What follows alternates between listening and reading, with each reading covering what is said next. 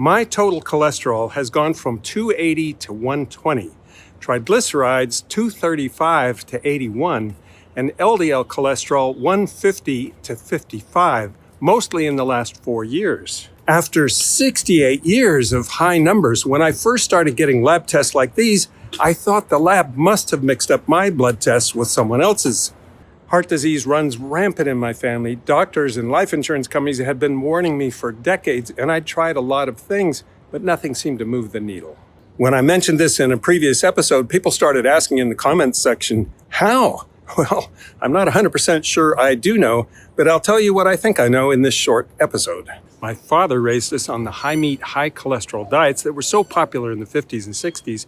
And far as I know, my whole family had high 200s cholesterol, and I know my dad and my sister had a medicine cabinet full of medicine bottles, and they both died of fatal heart attacks before my age. I abandoned that diet when I went to college and thought I was eating like 80% Mediterranean as I understood the diet at that time, although Tony likes to point out that when it came to birthday parties, I didn't refrain from eating the cake and the cookies. When I was 42, my company made me go get a life insurance exam, and when my cholesterol came out to be 280, the life insurance company didn't love that, so they sent me to get an ultrasound of my carotid artery, which showed medium blockage. And that spiked my life insurance costs a lot and was a bit of a wake-up call for me. So I tried to get better about my diet, and I thought that meant avoiding greasy and fatty foods and also the cakes and cookies. And 5 years later, at 47, my cholesterol was 280. If I had known to check for familial hypercholesterolemia in the day, I probably would have checked it, but I didn't know. What I thought I knew is that nuts were fattening and oils were refined foods that were no bueno. I was 6'4" and 228 pounds, but not fat. I was working out 3 days a week for 90 minutes pumping iron. So I decided to get really serious and spend 3 years training for an Ironman for my 50th birthday. I hired a coach and he made me get down to 185 pounds, losing 43 pounds because he said big guys can't run. 185 is your race weight, get there. So imagine my excitement about going back to the lab after losing that much weight and thinking that's going to move the needle. But it didn't, and maybe just a little bit higher because my HDL rose a little bit, and I thought, well, maybe I'm eating too many low-quality carbs in the form of sports drinks and goos that you eat when you're doing all that training. I don't know. So in 2016, I decided to get really serious. I read the book by Esselsyn and watched his talks. I went on a nut-free, completely oil-free, fully whole plant food diet, and the only really thing that changed is my triglycerides spiked, as you can see in this graph. How could that be? I know a dozen other whole plant food vegans on Esselsyn's diet who dropped their LDL 30% by going on that diet. And it didn't move for me. When I was editing this episode, I decided it was probably a good idea to double check my aging memory. And I found out that indeed my LDL did drop a little bit when I first went on Dr. Esselsyn's diet, but the next time I had it measured, it was back to high again. And what had lodged in my memory was the spike in triglycerides, which stayed high. I don't like anecdotes, so you'll soon see me pivot to some absolutely fascinating and profound science that is so simple everyone can understand it. That foiled my plans for a casual 6-minute episode, but it felt crucial to do it now that the new American Dietary Guidelines are out and so many people are confused about saturated fat. So I talked to Joel Fuhrman, who said some people just can't lower their cholesterol through diet, but you still get an improvement because of lower oxidation. That answer didn't seem that satisfying to me, so I talked to a lipidologist who said, Chris, the smoking gun is your spike in triglycerides when you went on a very high-carb diet. That puts you probably in the phenotype sometimes referred to as carbohydrate responder, where the liver gets carried away producing triglycerides when you eat a very high-carb diet. And in the meantime, I have a decent background in epidemiology, and we like large, long-term studies where we know how the data is collected. And so I thought, dummy, what does the epidemiology say? And with all due respect to Dr. Esselsyn, because I know he's helped a lot of patients, to an epidemiologist, his studies do look a little bit small and anecdotal. I was aware of a crazy result that Adventist epidemiologists discovered by accident when they followed 33,000 Adventists for 6 years back in the 90s. They wanted to know why California Adventists had fewer heart attacks than non-Adventists. Was it not drinking, not smoking, not eating meat? A surprise result that popped out of the data was that people who ate nuts more than 4 times per week had half the heart attacks of people who ate them 1 time or less, regardless of age, sex, activity level, or weight. What? Apparently, it so surprised the epidemiologists that they were a little bit skeptical of their own study and sought confirmation from other studies. And they got it. Other large studies, such as the Harvard Nurses Study, confirmed what the Adventists had seen. This is an example of things you only learn from large observational studies, and it was 180 degrees out from Dr. Esselsyn's intuition and mine. I had been bothered by running into 3 people who had very serious heart disease despite being very devoted to Dr. Esselsyn's diet. I am just not aware of any diet that prevents 100% of heart disease in 100% of people, despite the bold claims made by the promoters of the diet. Coronary artery disease is the leading killer of women and men in Western civilization. And yet, the truth be known, it is nothing more than a toothless paper tiger that need never exist. And if it does exist, it need never ever progress. Like most people, I thought of nuts as snacks. Maybe have a small handful of them once a day. For example, I joined my family for a cruise despite my misgivings about the environmental impact, and the cruise had a huge buffet. For breakfast, there was a small dish of pecans to use as toppings for oatmeal, along with raisins, but I never saw nuts for any other meal. It took Walter Willett, the most cited scientist in the world, still working hard at 80, and a huge force in large-scale epidemiology to convince me that we should think of nuts as a key component of meals, not just snacks. Here's what he said recently on Simon Hill's podcast. That was a great interview, and I will link it in the description. At least I grew up thinking of nuts as just a snack, but it actually, I think, can be the center of a meal many times. And so I probably have nuts 3 times a day. That I'll have it with my oats in the morning and some fruit and some yogurt, whereas I grew up having some bacon or something like that. It's so interesting that when people order salad here at a restaurant, it almost always has cheese in it. And that's actually been heavily promoted by the USDA. And it's not just usually a little bit of cheese, it's a lot of cheese. But whenever you see cheese, think nuts. Right at the top of the list, as I mentioned, nuts come in when we look at almost every outcome. Nuts are really right at the top. Walter is a driving force for the famously giant Harvard studies. They went further than just studying heart attack risk, which the Adventist study was focused on. Harvard was also able to report on nuts versus longevity, which they were able to do because their studies were so long-term, over 30 years, so they collected a lot of deaths. They produced this chart 10 years ago, attributing the type of fat in nuts to dramatic improvements in lifespan.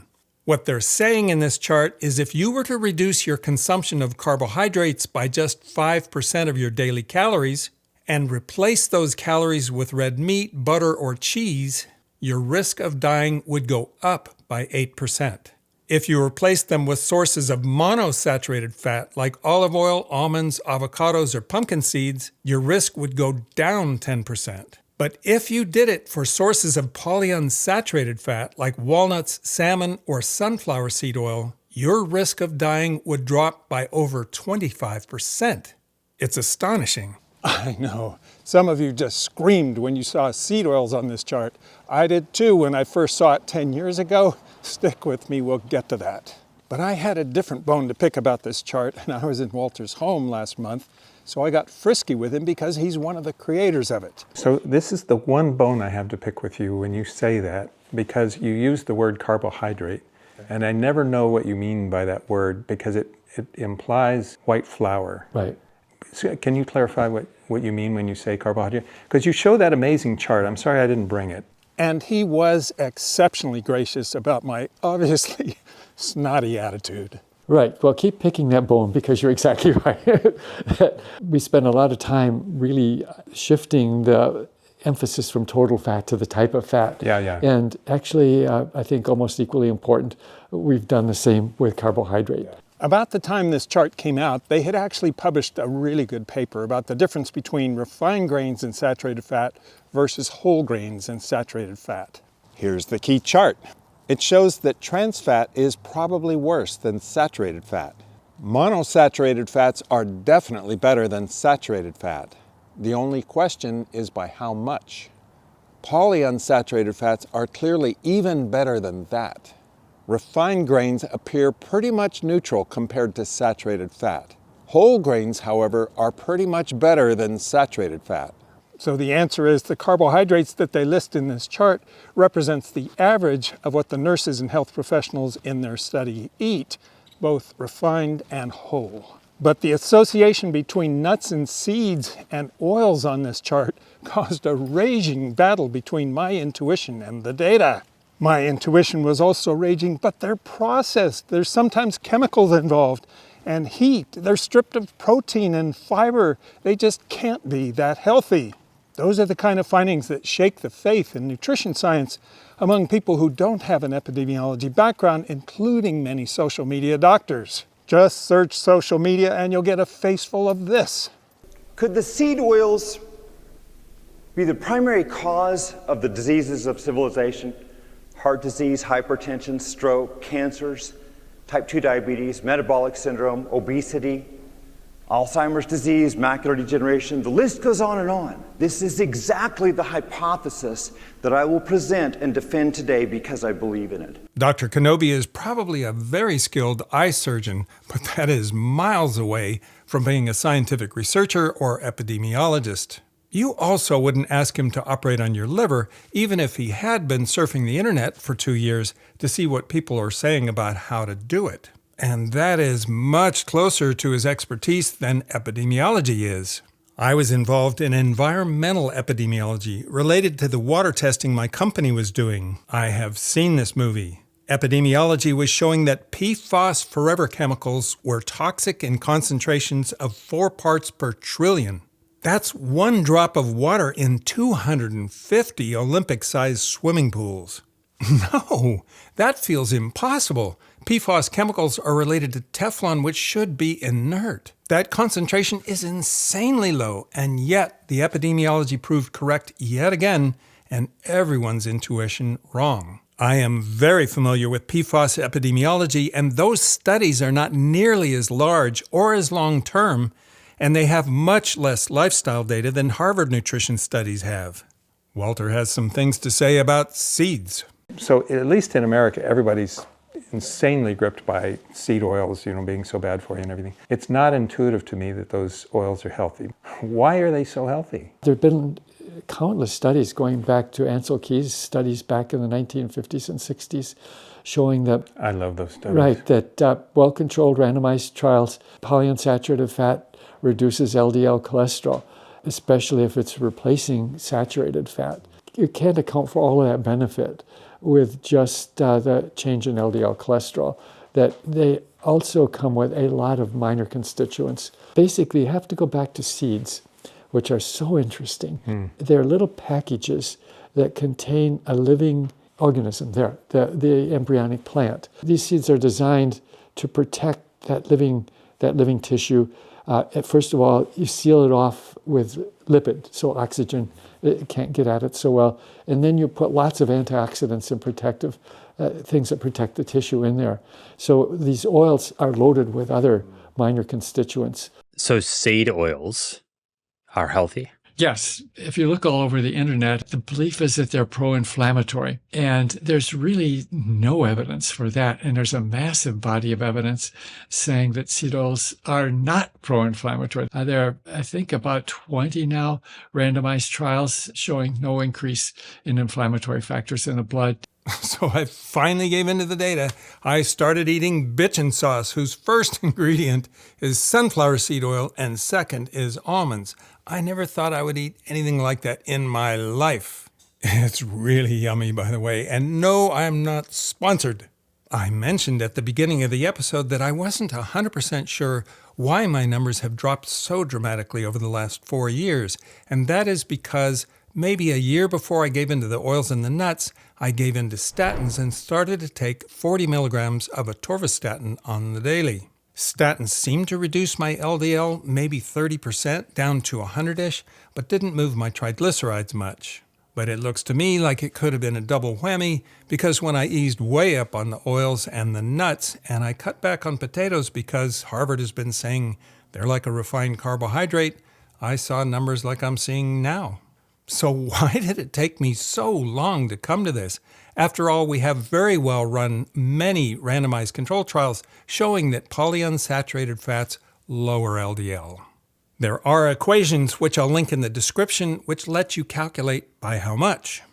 I think the answer is, despite how much I wanted to believe that I follow the science, my intuition that nuts were just a fattening snack and oils were a refined food overpowered my ability to follow the science. Chris, what is wrong with you? You know data is often not intuitive, yet it almost always trumps intuition. You say you have a decent background in epidemiology? It doesn't sound like it. And that had me doing things I wasn't even aware I was doing, like the following. This is how I have repeatedly represented Austria's dietary guidelines. But in fact, they look like this. I wasn't even conscious I was removing oils from their guidelines. I guess I was thinking some people will watch this on a small screen, better zoom in to the essentials. And that brings up something I think is absolutely critical. I think anyone dishing out nutritional advice should have at least a basic understanding of epidemiology. I would not have arrived at these blood test numbers without it. I think the greatest tragedy of America's health is simply that, unlike healthy countries, we have allowed profiteers with no knowledge of epidemiology, instead of actual nutrition scientists who at least know the basics, to misinform us on a grand scale with conflicting, science-denying advice. For example, two of the most popular profiteers are chiropractors selling supplements who are not involved in nutrition research but are acting as nutrition experts. Now, there's one last point I want to bring up, doing a major deep dive into DNA. And I've been looking at quite a few reports. And out of all the things that show up as a common denominator, it's these polyunsaturated fatty acids, okay? It keeps showing up as an alteration in our genes. Quite a few reports say seed oils are altering our genes. That sounds like a big story. Which reports? He's got 14 million subscribers, so surely he should say or list them in the description, but he didn't.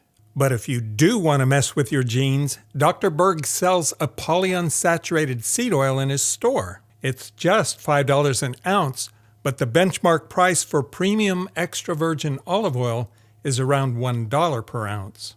And the number one misconception is that polyunsaturated fatty acids are healthy. Dr. Ekberg also sells a polyunsaturated fat-rich seed oil in his store, conveniently packaged in soft gels. That convenience makes the price $28 an ounce. Some doctors send me emails and say they cry inside when their patients believe some influencer who says seed oils alter their DNA. One sent us this hilarious skit from Studio C to try and laugh through the tears. I can only play very short clips without getting into copyright trouble, but I'll link it in the description. The setting is a man having a heart attack on a plane, and a qualified physician responds to a flight attendant's request to help. But a chiropractor jumps in to help, and hilarity ensues. I'm also a doctor. Oh, great. Chiropractor. Unfortunately, the situation is just as bad in the American book market. There are at least 10 notable longevity books, but guess which one went viral? The one by a doctor who slams nutrition science and says nutrition guidelines are a joke. But he recommends you buy the ultra-processed protein bar he designed and the processed red meat loaded with sodium from the company he funded. He's got a lot of brand deals. I know it's super popular in America to think nutrition scientists got it wrong, and that's why Americans are so fat and sick. This book throws gasoline on that fire. For example, Peter writes that recent studies show no association between saturated fat and mortality. That is the opposite of the dramatic chart I showed earlier. So who should an everyday American trust? A best-selling doctor who speaks with great confidence on Oprah? Or scientists whose name they don't recognize? The numbers show most people are picking the well-spoken doctor on Oprah. And this is where knowing just a little bit of simple-to-understand epidemiology makes all of the difference.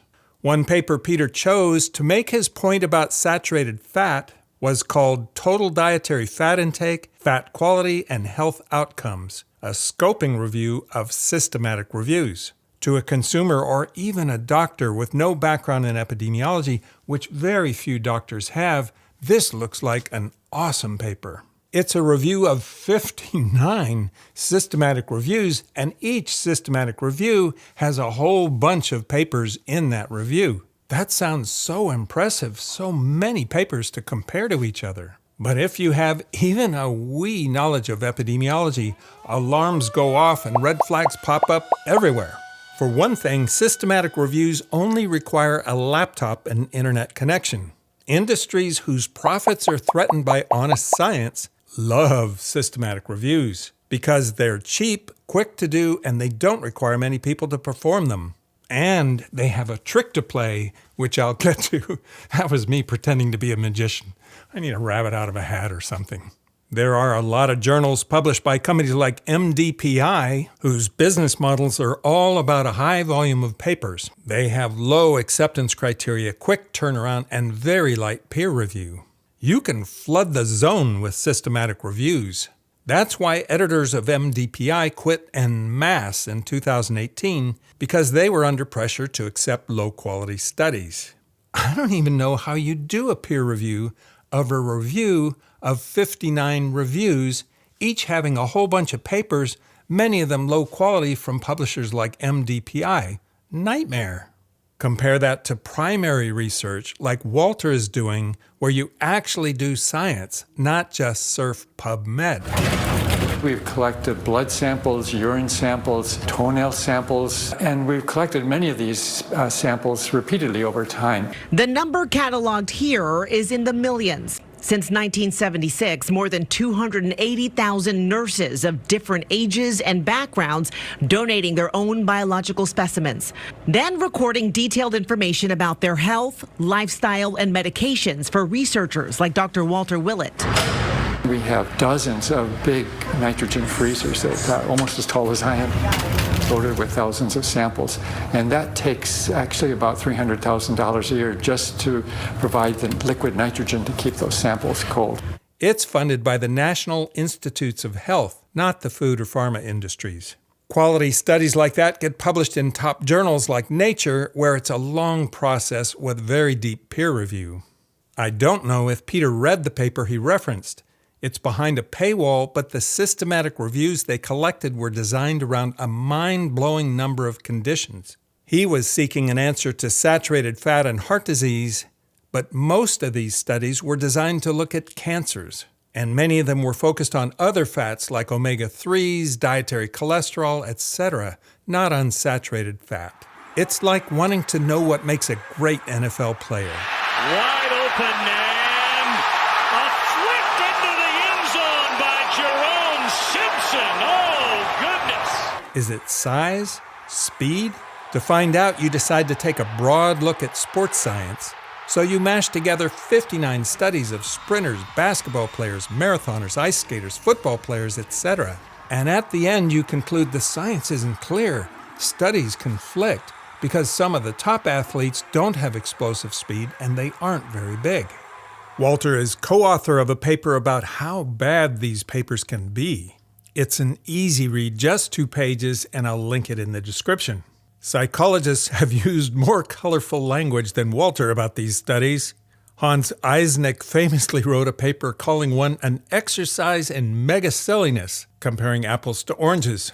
The statistician Gene Glass, who coined the term meta-analysis, which is closely related to systematic reviews, defends them if they're done well. He famously claims you can even compare apples to elephants. My bottom line is they're like soccer games, easy to organize. They're everywhere in your neighborhood. But if you want to see great soccer, watch the World Cup. There are way fewer of those games, but the players are 100 times better. Really important, and it's simple. Peter quoted the paper as concluding mainly no association of the amount of saturated fat with chronic diseases. So how in the world were Harvard's results completely different? The answer is very simple. It's that sleight of hand thing. The golden rule of nutrition science is if you reduce calories from one thing, you have to know exactly what you're replacing them with. We all know one reason the low-fat craze of the 80s failed. When you ask Americans to cut back on saturated fat, they replace those calories with white flour and sugar. Excuse me, do you make these delicious fat-free Snackwell Double Scoop cookies? Why, yes, I do. You want to tell us why we can't find them in the stores anymore? Well, what is this? You got some explaining to do, Cookie Man. Yeah. We're a little more popular than we expected. Ooh, this guy's quick. We're making more as fast as we can. Oh, you're breaking my heart. Hey, I just make the cookies. You want the big boys upstairs. The makers of fat-free Snackwell's Devil's Food Cookies apologize for the short supply. Harvard showed white flour and sugar is about as bad as saturated fat. There is a critically important quote from the big systematic review Peter referenced, but did not include in his book. Substitution analyses indicate that saturated fat replacement with polyunsaturated fat and/or monounsaturated fat improves cholesterol and blood sugar across bodies of evidence from randomized controlled trials. Overall, current recommendations to replace saturated fat with monounsaturated fat and polyunsaturated fat and avoid the consumption of industrial trans fats seems reasonable. So when you see a study claiming that reducing the total amount of saturated fat does not change health outcomes, it's a pretty solid bet that they haven't carefully replaced it with something healthy. That's the trick, and that's the reason the beef industry or one of their front groups loves to fund those kinds of studies. You may ask, what does total mortality actually mean on the Harvard charts? That is a great question. Not every review paper is weak, and this is a strong one. Why do I think so? Because I recognize most of the authors and the work they do is solid. Just like you probably recognize Tom Hanks and Meryl Streep and think their acting is solid. That's not an appeal to authority, but to talent. You're Sully Sullenberger. Mm-hmm. This paper had a fascinating chart. Just like Harvard's chart, this one is all about what happens if you reduce your calories of saturated fat by just 5% and replace those calories with another fat. That's monosaturated fat, meaning nuts or olive oil. That's polyunsaturated, meaning salmon or an oil like canola. And that's trans fats. Credit to Walter and epidemiology for uncovering how harmful trans fats are. The bottom scale is hazard ratio. That means the rate at which people die. 1.0 represents the zero effect line. For respiratory disease, people who reduce saturated fat and replace it with monosaturated die at half the rate. That is absolutely bonkers. I would never have believed that if we didn't have lots of other primary research to back that up.